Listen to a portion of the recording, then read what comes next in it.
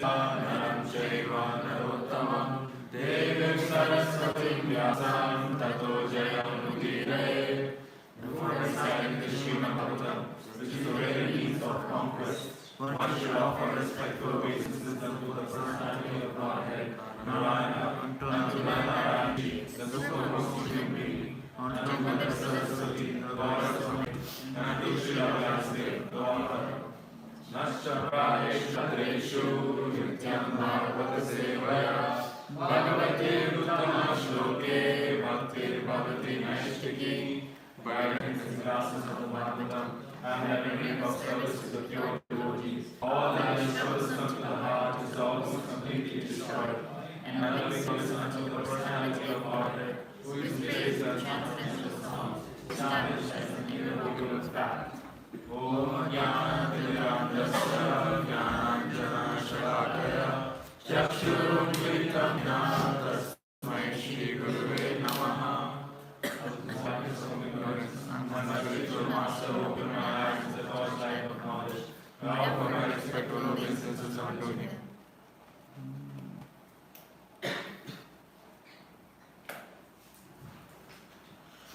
Alright, Hare Krishna everyone. So today we are reading from Canto 7, Chapter 5, and we will be reading the verses from 8 to 14. Yeah.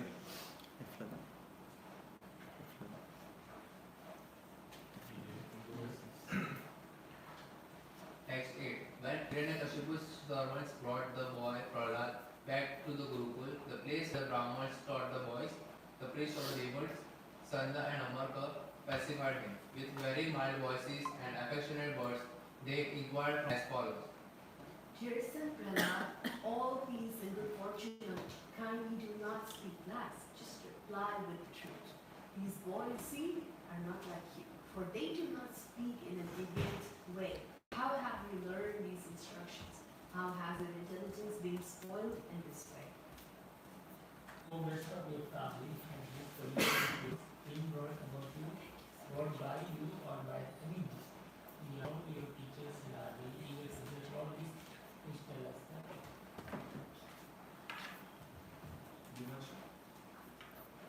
Text 11. Prahlad Maharaj replied, let me offer respectful obeisances unto the supreme personality of Godhead, whose external image has created the distinctions of my friend and my enemy by the complete intelligence of man. Need I now actually experiencing them, although I have previously heard of it from the way of instances. To his supreme personality of God and his with the living entity, because of his devotional service, one becomes abundant and does not make distinctions between enemies, friends, and himself. Intelligently, he then thinks, every one of us is eternal servant of God, and therefore we are not different from one another. Text 30. Persons who always think of enemy and friend are unable to ascertain the super soul within themselves. Not to speak of them, even such exalted persons as Lord Brahma, who are fully conversant with the Vedic literature, are sometimes bewildered in following the principles of devotional service. The same Supreme Personality of Godhead, who has created this situation, has certainly given me the intelligence to take note of your so-called enemy. O Brahmanas, teachers, iron attracted by magnetic stone moves automatically towards the magnet. My conscience, having been changed by his will, is attracted by Lord Vishnu. He carries a disc in his hand, thus I have no independence. So we'll be reading text number 11. Sri Prahlad Uvacha Sri Prahlad Uvacha Parasvascheta asadgraha Parasvascheta asadgraha Pumsamyan maya kritaha Pumsamyan maya kritaha Vimohidiyam drishtas Vimohidiyam drishtas Tasmai Bhagavate Namaha Tasmai Bhagavate Namaha Sri Prahlad Uvacha Sri Prahlad Uvacha Parasvascheta asadgraha Parasvascheta asadgraha Pumsamyan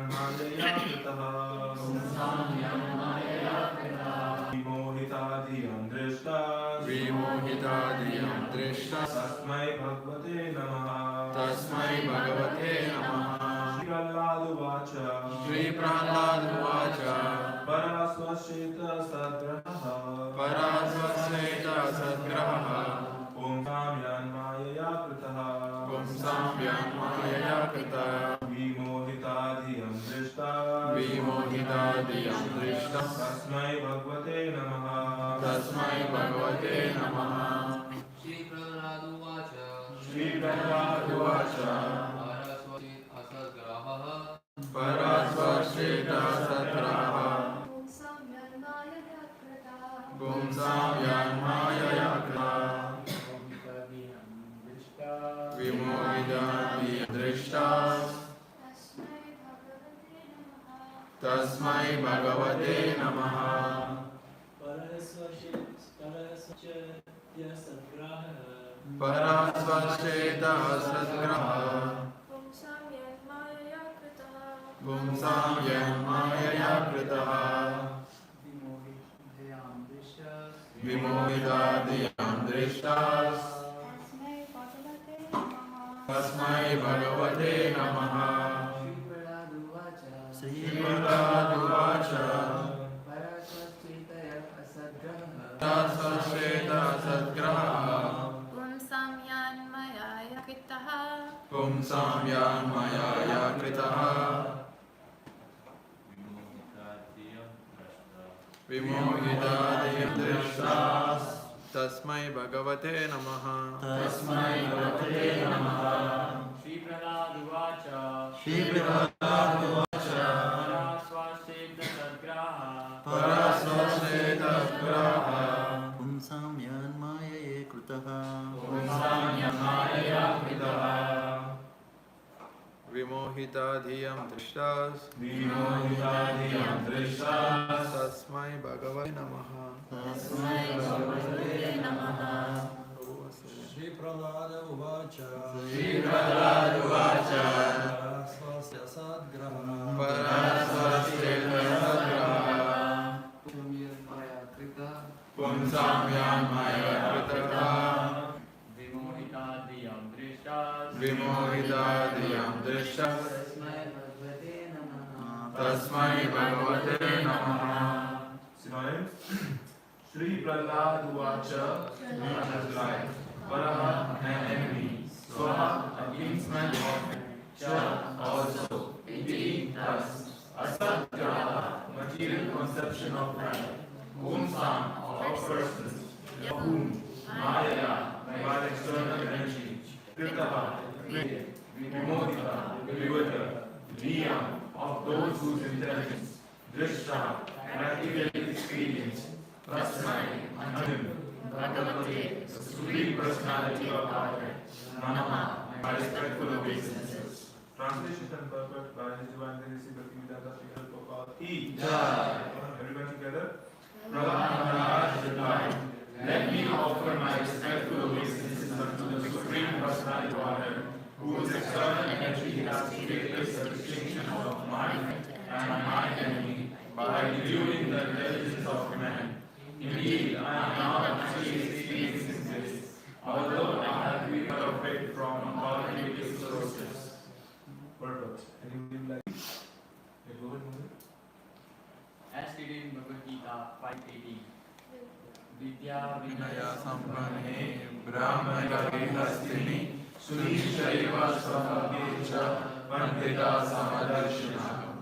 The humble sage, by virtue of his knowledge, seeks vision, a learned and gentle Brahmana, a cow, an elephant, a dog, and a dog eater, outcast. Pandita, those who are actually learned, the equipoised, advanced devotees who have full knowledge of everything, do not see any living entity as an enemy or friend. Instead, with broader vision, they see that everyone is part of Krishna, as confirmed by Sri Chaitanya Mahaprabhu. Jivera Swarup Koi Krishna Nityadas. Every living entity, being part of Supreme Lord, is meant to serve the Lord, just as every part of the body is meant to serve the whole body. As servants of the Supreme Lord, all living entities are one, but a Vaishnava, because of his natural humility, does every other living entity as Prabhu, a Vaishnava sees other servants to be so advanced that he has much to learn from them. Thus he accepts all other devotees of the Lord as Prabhu, Master. Although everyone is the servant of Lord, and one Vaishnava servant, because of humility, sees another servant as his master. Understanding the master begins from understanding of the spiritual master. Yes, by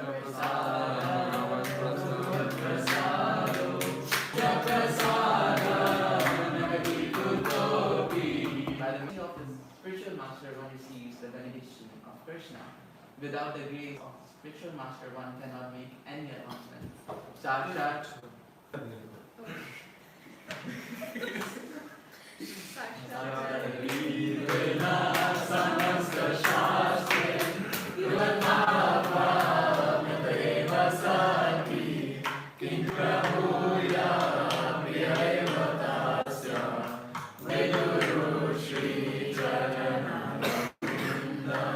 The spiritual master is to be honored as the Supreme Lord because he is the most confidential surveyor of the Lord. This is acknowledged in all revealed scripture by all authorities. Therefore, I offer my respectful obeisances unto the lotus feet of such a spiritual master, who is a bona fide representative of Sri Hari Krishna. The spiritual master, the servant of God, is engaged in the most essential service of the Lord, namely delivering all conditioned souls from the clutches of Maya, in which one thinks, this person is my enemy and that one is my friend. Actually, the Supreme Personality of Godhead is the friend of all living entities, and all living entities are eternal servants of the Supreme Lord. Oneness is possible through this understanding, not through artificially thinking that every one of us is God or equal to God. The true understanding is that God is the Supreme Master, and that all of us are servants of the Supreme Lord, and therefore on the same platform. This had already been taught to Prahlad by his spiritual master, Narada. But Prahlada was nonetheless surprised by how a bewildered soul thinks one person is his enemy as friend. As long as one adheres to the philosophy of duality, thinking one person a friend and another an enemy, he should be understood to be in the clutches of Maya. The Mayavadi people who thinks that all the living entities are God and are for one is also mistaken. No one is equal to God. The servant cannot be equal master. According to the Vaishnava philosophy, the master is one and the servants are also one. But the distinction between the master and servant must continue even in the liberated stage. In the conditioned stage, we think that some living beings are our friends, whereas others are our enemies, and thus we are in a duality. In a liberated stage, however, the conception is that God is the master and that all living entities, being servants of God, are one. Hare Krishna. In this canto, in the previous chapter, we saw about how Shaku was terrorizing everyone. So he got benediction from Lord Brahma that nobody wanted to be immortal, but Lord Brahma was like, I'm immortal, so I can't give you. So he tried a variety of combinations and everything, so that equals to not being killed by anyone. And he was then terrorizing everyone. He had conquered 3 worlds, and all the demigods were now under him. Even Rama was under him, and even Indra was very fearful, and they were all to Lord Vishnu to help them. And he was very much envious of Lord Vishnu because obviously he had killed his brother Hiranyaksha, and he wanted to conquer him and kill him and do whatever it means to show that he is one and there is no one above him. And he was thinking that he would be above God, which is not possible. But here in this chapter we read about Prahlad Maharaj, his son of Hiranyakashipu. So Prahlad Maharaj's, Hiranyakashipu's spiritual master, I think it was Shukracharya. Yeah. So Shukracharya's sons were these 2 Sanda and Amarta. Yeah. So sorry, they were the spiritual masters. So even they were like teachers. So Hiranyakashipu had interested them to have his son to be taught under them. So he wanted him to learn all the material things like economics, politics, and all those things of to how to rule a kingdom and all those things. But then when Prahlad Maharaj used to be asked by his father, what did you learn? So he used to always talk about Krishna and how Krishna is the supreme personality of Godhead and how we should do devotion of Krishna. So he then asked his teachers to come and then asked them that what are you teaching my. He is always talking about Krishna, like I don't know what is happening. So it was surprised for a while that we are not teaching him any of this. So they thought that maybe someone else is teaching and we will have a close look on him and we will specifically more focus on him.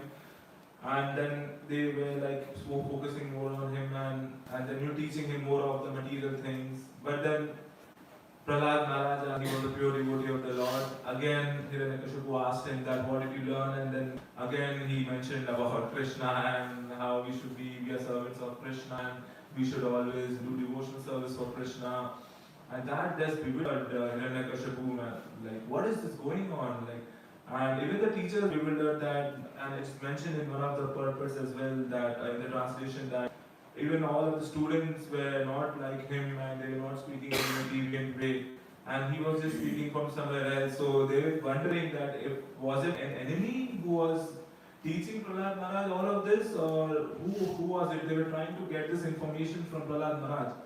But Prahlad Maharaj, as the pure devotee of the birth, he knew all of this knowledge from within. And there was no one who had actually influenced him, but it was actually when the womb of his mother Kayadu, Narad Muni was the one who was giving the teachings to his mother, and then he was also hearing all this. So from there, and he had got a benediction as well that the son would be a pure devotee of Lord Krishna.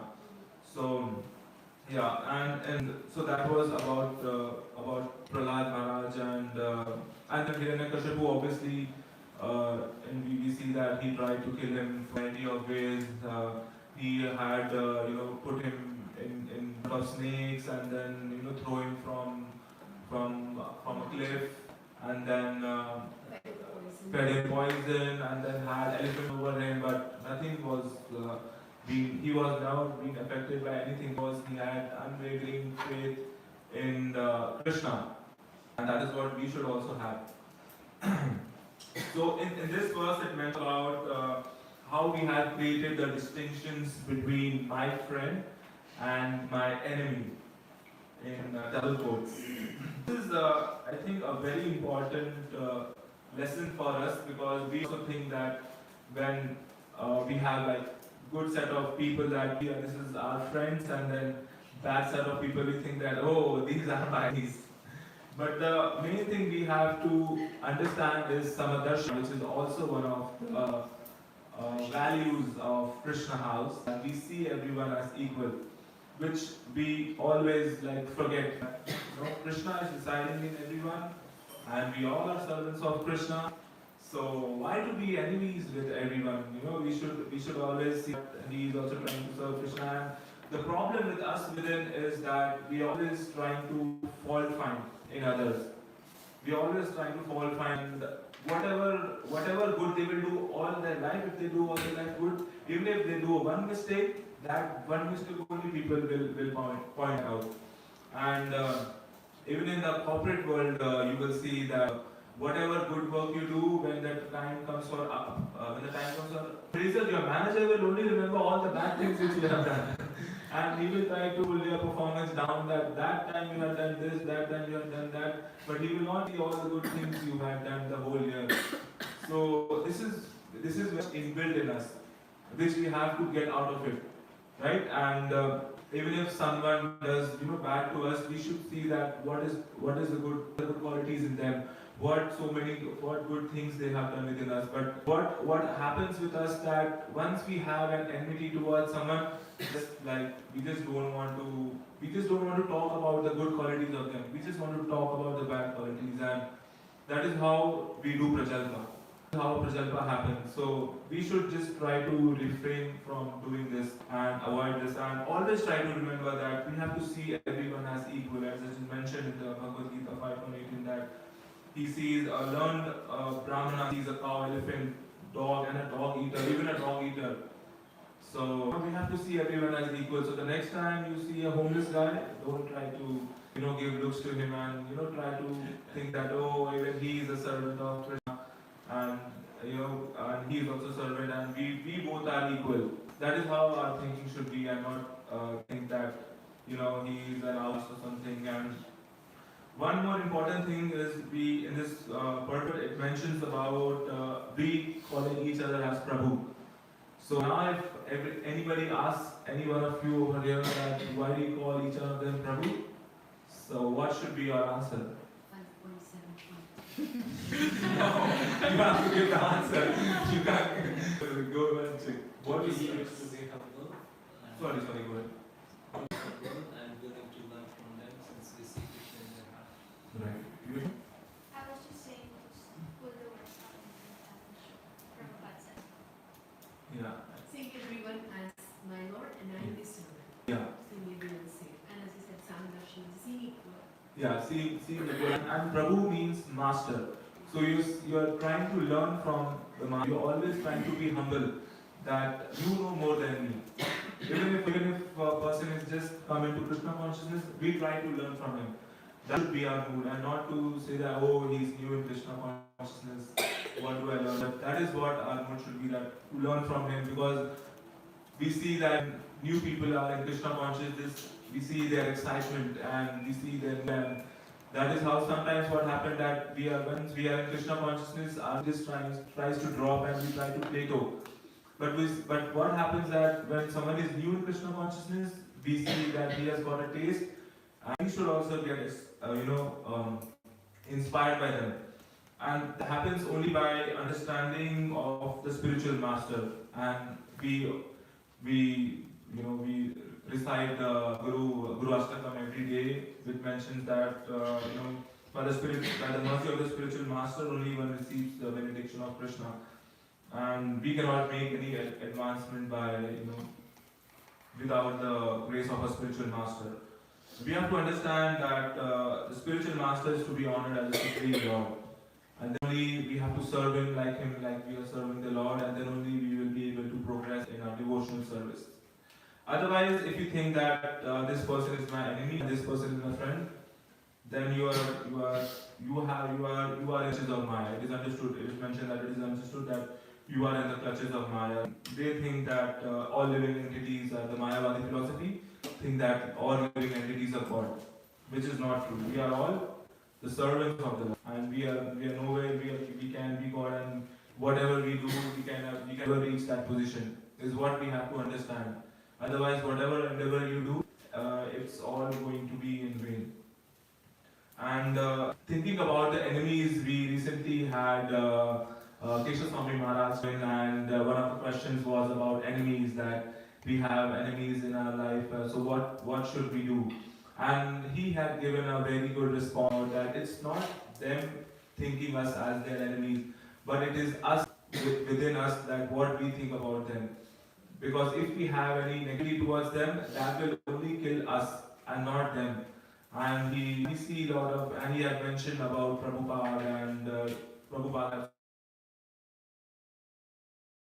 in the case of building the temple, where Mr. Nair was trying to fool Prabhupada, but Prabhupada was very calm. He went the legal route and he tried all things, but he was very calm and he tried things to make sure that because it's for the Lord.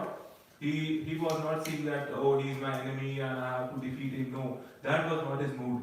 His mood was that this is the place of the Lord.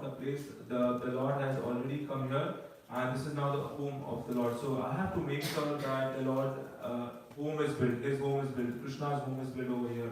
That was his mood. His mood was not to defeat the owner, the previous owner, but his mood was to make sure that the temple is built for the Lord, so that it can only benefit the other devotees as well.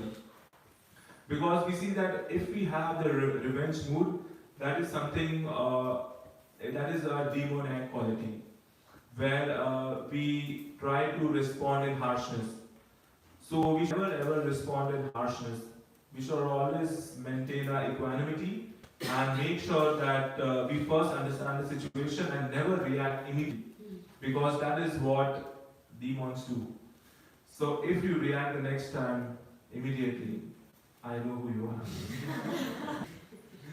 Yeah, so we see these cases in Bhagavatam where you can see that Hiranyakashipu had reacted when his brother Hiranyaksha was killed, and then when Shishupal was killed, we can see that Dantavakra had reacted, and also when Putna and Bakasur was killed, his younger brother Agasur had, tried to come and kill Krishna, but then all these things we see are like demonic quality. And they were their desire was to take revenge and to kill them. But devotees of the Lord are completely opposite. They don't want any revenge, right? They are like completely opposite, and it is mentioned in the Bhagavatam that a devotee may be defamed, cheated, cursed, or try to kill them, but they don't try to do the same with them, with what has happened with them, right? And we see the case of Parikshit Maharaj as well, right? He was cursed, but he took that as a benediction to learn about Srimad Bhagavatam, and where he was then taken back to Godhead. And there are like various other examples as well that we see of Chaturgopal and Srivakur, that he tried to defame Srivas Thakur and Chaturgopal tried to defame Srivas Thakur, but then Srivas Thakur, by his humility, he became more and more glorified between all the devotees, and we see in the case of Mahabharata also, like Pandavas, they were being defamed and cheated a lot of, but they kept their cool and equanimity, and they did whatever Krishna asked them to do. They could have also retaliated, and when things were not going their way, but they made sure that they didn't react. And this is what we also have to learn, that we have to not react. We have to take this as something like how we can help us devotional service. And we can see the example of Narad Muni, that when Narad Muni had made the 10,000 sons of Daksha brahmacharis, he was cursed by Daksha that you can't remain in one place anytime. And then Narad Muni was, oh, okay, so be it, let the fire of devotion spread everywhere, and go and preach this message to everyone. And it's good for me that I don't stay in one place, so that the preaching is happening everywhere around the world. Sankirtan is happening. Sankirtan is happening, and really only like we had the Bhadra Purnima, we saw the excitement and the inspiration where all the devotees were doing like so good contribution, and I was so much inspired by them, and like the last target was 291, and I didn't think that we would do it. But the devotees were so fired up, and we could see Bhakti Academy as well. You guys were so inspirational. I could see Venkatesh Prabhu all time. He was there and making sure devotees know about Bhagavatam, and distributing sets, Harinam Prabhu and all others as well, who were helping in the background, coming whatever time they could give, and everyone. And that was really inspirational. I would say that was really good. And this is what Prabhupada also mentioned, that the books are distributed by the enthusiasm of my devotees. It's not something that people will come and try to take the Bhagavatam, but it's to see the devotees trying to express the love for Krishna, that the person in front of them are like, oh, okay, this is so fueled up by the love of the Lord, and then I should also get this book and try to understand what is his love which he is feeling, also want to feel, right? And this is something that we should always have to work on, because love for the Lord is not something which occurs the day or the night. It occurs in installments. You have to give your time, and it's with any other relationship, right? If you have to grow any relationship, you have to make sure you care for them. You are trying to understand them. You try to know more about them, and it's like example given of a flower. Like a flower doesn't blossom magically. Like you have to give love to them. You have to pour water. You have to make sure that it's getting the right amount of sunlight. And it becomes very important to understand that love will only grow once you try to put engage time in it. And how we engage our time in it? By doing our sadhana, by doing our chanting, by reading scriptures. This is how we try to engage, right? And like in the love also there are like different stages.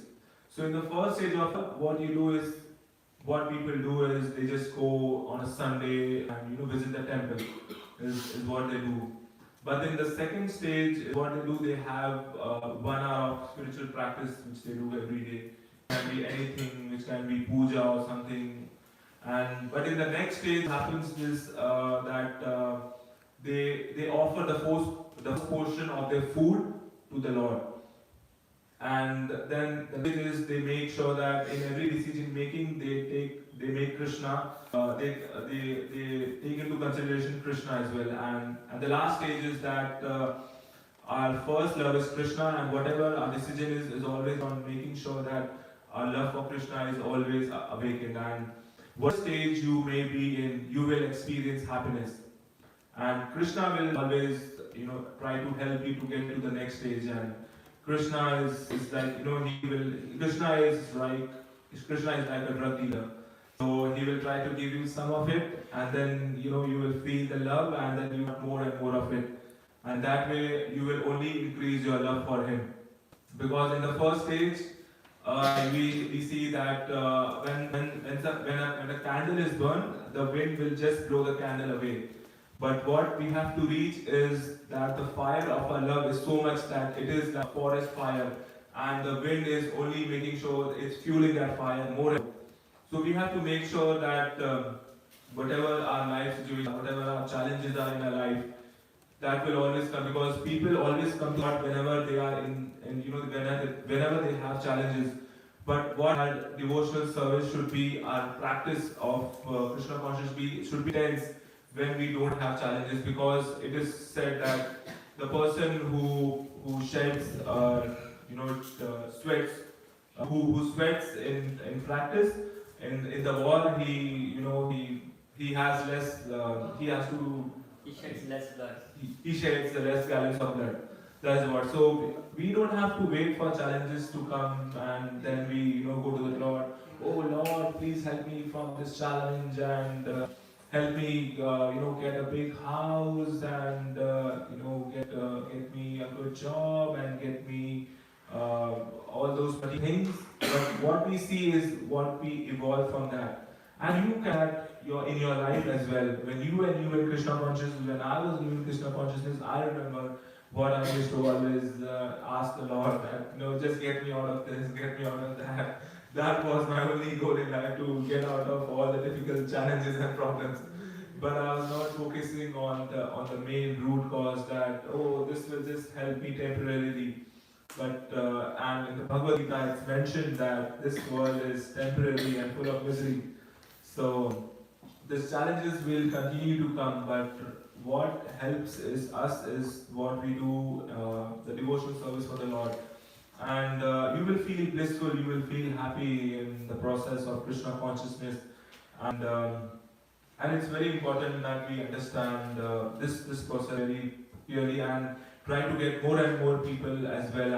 And we have a lot of teachings, we have a lot of books for that, and it's all important that we always have 3 things with us, which is the spiritual people, the spiritual practice, and the spiritual wisdom.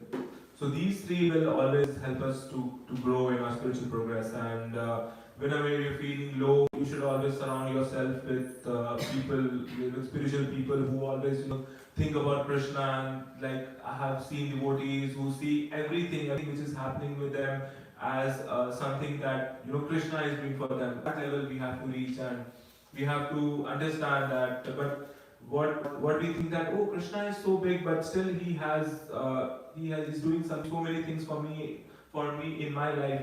That is what the level we have to understand. Everything is whatever is happening because of him, and always be grateful for him, that whatever we are getting, whatever we are doing is always that Krishna is part of our life, and it's really to reach that level that Krishna is making all these things and all these things doing. So yeah, and also last Monday was a very important day in our Gauriya Vaishnav, that we had um, appearance day of Srila Bhakti Vinod Thakur. As you know, Srila Bhakti Vinod Thakur is one of our great acharyas, and he is also known as the seventh acharya. Srila Bhakti Vinod Thakur was born in Bengal, and he started his journey as a district magistrate, and then he was a very exalted devotee, and he made sure that, because in 1500s Lord Chaitanya Mahaprabhu was there, so this Krishna consciousness movement was blowing like fire. But then after some time, and it was just waning out. But it was Srila Bhakti Vinod Thakur who then reignited this fire. And he was a very exalted devotee, and we have to learn so much from him, because we always think that we want to become brahmachari, and then only we can be able to do the Krishna consciousness practice, which is great. But he was in fact inspirational, because being a grihastha, he was doing a lot for the devotional service. He was writing so much. He was not in an ordinary position. He was a district magistrate, so what kind of responsibilities, jobs and responsibilities are there for a district magistrate. And he was so... IAS officer. Yeah, he was current day IAS, he was a current day IAS officer. And it was not very easy for him, and he was very sharp with his work. He used to complete his work very efficiently, and he had to make decisions to see what is right and wrong, and he could very sharply could tell that who is right and who is wrong, and that was his quality. He made sure that he kept on translating Sanskrit to Bengali, and we see in the Abhicharana Day series as well that how there were like Sahajiyas and other people who trying to say that they were God, but then he tried to make understand the people that he's not God, and all those things which had happened over there. He had so full trust in the Srimad Bhagavatam that he was reading Srimad Bhagavatam. There were a lot of tantrics and everything they were trying to harm him, but eventually he was victorious, because he had unwavering faith on the Lord.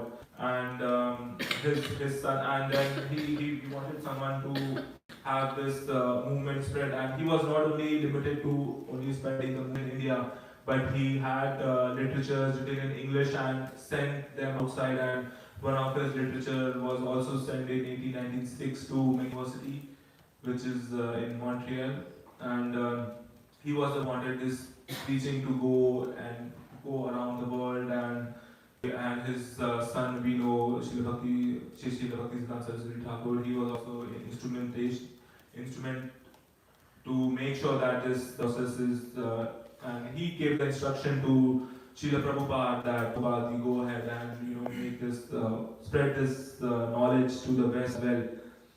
And another important day was Srila Haridas Thakur's disappearance day. We know Srila Haridas Thakur, he was born in a Muslim family, but yet he was such a pure devotee of the Lord. And the story was that one of the Mohammedan administrators knew about he practicing chanting the names of the Lord, and he told the king, also a Muslim, that he is chanting, he is trying to become Hindu. And then he was summoned to the king, and then the king tried to explain him that this is not what you're doing is right. But he was very adamant. The Supreme Personality of God is Krishna, and I'm only going to take his name. And he was then punished to be beaten in 22 markets of the kingdom. And even though after being beaten by 22 markets, nothing happened to him. He had so good faith in the Lord that after beating him, the persons who were beating him, they were paying obeisances to him, and fearful that if he did not die, the king would kill them. So Srila Haridas Thakur made sure that he tried to be, he went into ecstasy, and then he just tried just like like a dead man, and then they then took them to the king, and then the king ordered to put him in the river, and then his body was floating, and then he woke up, and then the king was like, oh, how did he wake up? And then the king also was then asking for forgiveness from him, and then we know that Srila Haridas Thakur used to chant 192 rounds, which is like 3,000 names, and the whole day he was used to chant, and Chaitanya Mahaprabhu gave him the name of Namacharya, and he used to chant in a cave, in a tree, near a tree. And once what happened that there was a snake who was also living there, so he requested the snake, either of us can live over here, so if you want me to be here, but I request you to leave. And the snake was so kind enough that snake left, and then because all the devotees wanted association of Haridas Thakur, and the snake understood that it's benefit of me that I leave, and so that people can get association of Haridas Thakur and also become more and more engaged in devotional service. And yesterday was also a very important day for Srila Prabhupada, who is the founder Acharya of ISKCON, had taken sannyas. So what had happened that when Prabhupada was doing his medicine business in Lucknow, his Guru Maharaj, Srila Bhaktivinoda Thakur, had come to his dream and was asking him to take sannyas. But was very reluctant because he had to take care of his business and there were so many things pending, and he did not feel that I am now ready to take sannyas. He was trying to make things better over there. But then things didn't work out, his business failed. He then came to Prayag.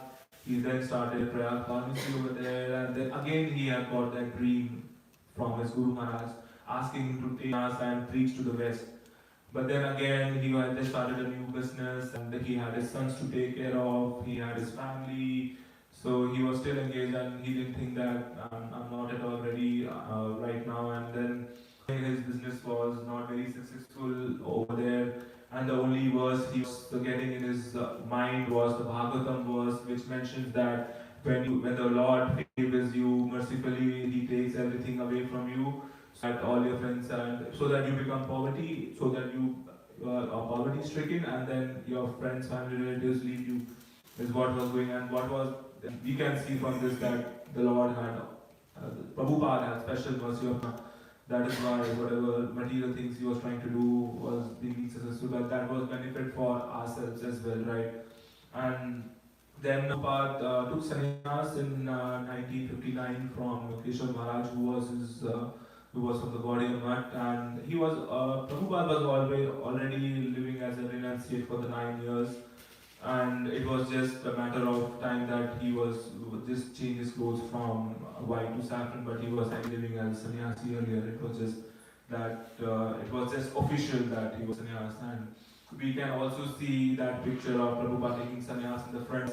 There was one more Maharaj, Muni Maharaj, who were taking sannyas that day, and it was only, there was no announcements made for that sannyas initiation ceremony, and it was just the close people in the Gaudiya Math that were there present over there. And after the ceremony, Prabhupada was asked to speak, and Prabhupada was not ready to speak. Then he made sure that he made the speech in English, because that was his was to teach this teaching of Lord Chaitanya Mahaprabhu in English. And he gave a good speech about how spreading this message and how it is very important for people to know. And that is why this was a very important day in our lives. So yes, we had a very important week over here, and yeah, that was about it from my side. If you have any questions, yeah, go ahead. We were talking about seeing everyone as our master, right? We call everyone Prabhu. Yeah. We speak that, okay, you are my Prabhu, you are my master, but how do we actually feel it? Sometimes when we call someone who is senior to us in age or in practices, then we feel that, okay, he's my master. Right. But when someone is not senior to us, who is joined movement late, or is younger than us in age, so how do we feel that he's also my master? Right. So, what the mood of a devotee is to have always have a learning attitude. Because if we think that he's lower than us, that what is we have to understand, we have to aware that this feeling that he's new and he's junior to us, that is because of our ego within. So first is the understanding of where is this coming from. So you understand that this is the ego thing, and then you try to understand that how to go about it. So you understand that, oh, my ego is coming in my way and I'm thinking that he's new and I won't be able to learn from him. But then once you understand, you take your false ego and then you try to understand from him and learn from him. Because I always, seeing new devotees and seeing their spiritual practices and seeing them every day in the temple. Like recently, there was a devotee who's coming for Mangala Aarti. I don't know if you know him. He comes from Mangala Aarti from Scarborough. Yeah, and he's a very new devotee, and I'm like very inspired from him that how he is able to come daily for Mangala Aarti and from so far, and we are just over here. And that is our mood should be that always to learn from others and be inspired from them rather than just trying to lower them down yeah. Yeah. You would like to add something? No, I think that's perfect. Yeah, so yeah. So Shukracharya and his sons are mentioned as Brahmins here. Yeah. Is it still called the Brahmin if your consciousness is impure?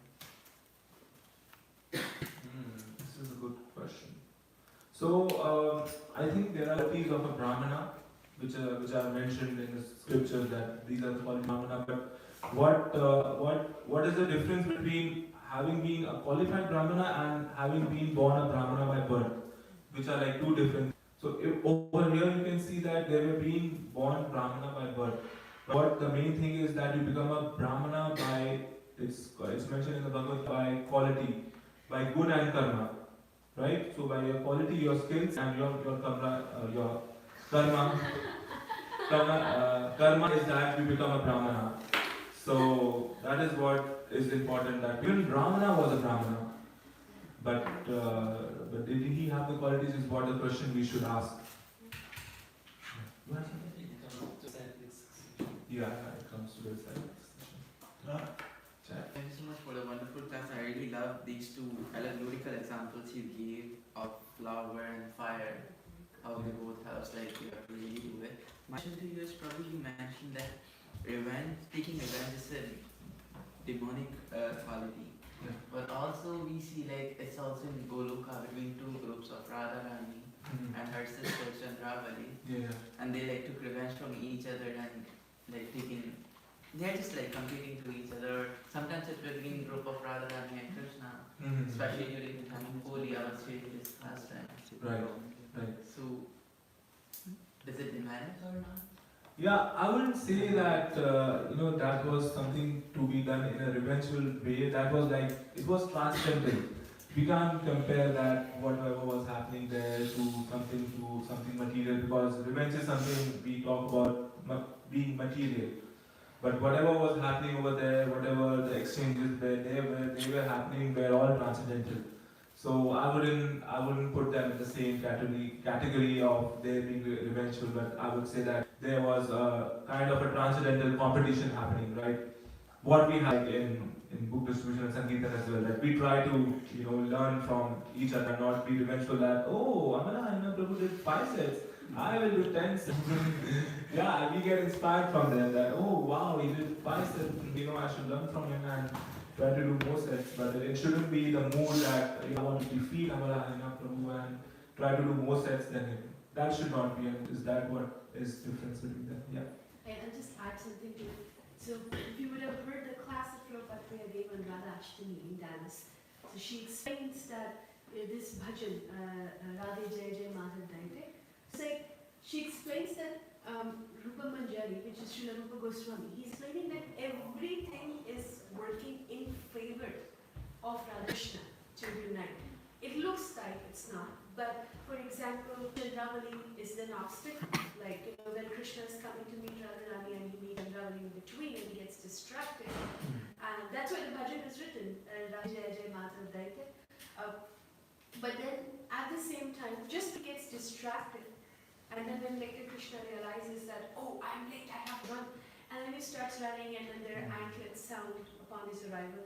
So, and when at that time when he meets Radharani, at that time when she meets Krishna, then it's like your thirst is matured to another level, right? So it's like the more there's separation, the more you feel. It's like I don't know how to explain this. Like I know my brother would do this. Like if our relatives gave 2 chocolates and he would have mine, so he'd be like, first say sorry, first do this, first do this. Like he's keeping me in separation of that chocolate. And he would make me feel he will not give it to me, he'll put it on top of something that I cannot reach. And then like my father is able to hand it over to me, then you know that ecstasy of holding that dairy milk, like 5 rupees dairy milk. It's like, so it's that. So it's not actually envy. Everything is kind of like, is working in favor. Whereas this one is just like, no, I'll kill you because you did this to me. Very different consciousness. Jai. Thank you so much, Srimad Bhagavatam. Brenda Srimad Bhagavatam ki.